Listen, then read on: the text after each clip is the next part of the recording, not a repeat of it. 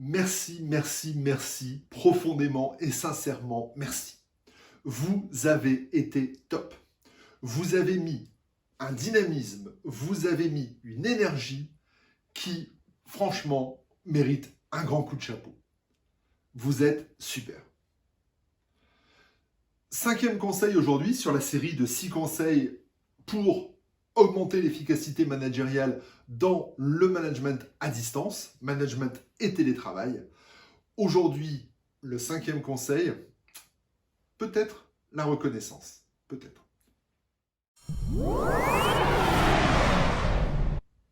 Aristote a dit, il y a un moment déjà, la reconnaissance vieillit vite.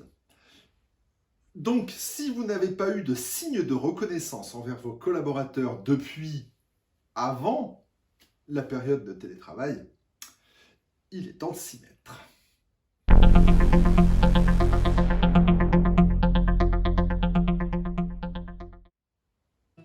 Si l'on retourne quelques décennies en arrière, le concept de la relation entre le salarié et l'entreprise était clair.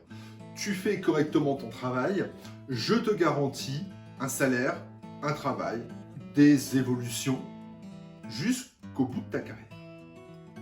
Cela suffisait, très souvent, à ce que le salarié soit suffisamment motivé pour faire son travail le mieux possible.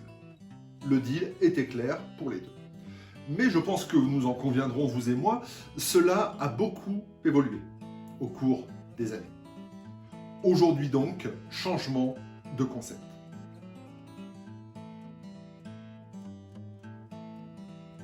Le collaborateur de 2020 a donc besoin d'autres leviers de motivation.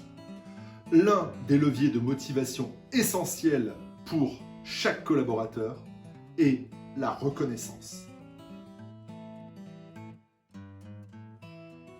La reconnaissance, comment? La reconnaissance autour de 4 axes. Le premier, le savoir-être. Un trait de caractère, un trait de personnalité. Charlotte, j'ai adoré ton comportement ce matin lors de la réunion. Tu as vraiment été comme il fallait être. Top. C'est vraiment agréable de bosser avec quelqu'un comme toi. La reconnaissance, en numéro 2, du savoir-faire professionnel, de la pratique, de la technicité. Voilà. C'est vraiment super agréable de bosser avec toi. Tu connais ton sujet.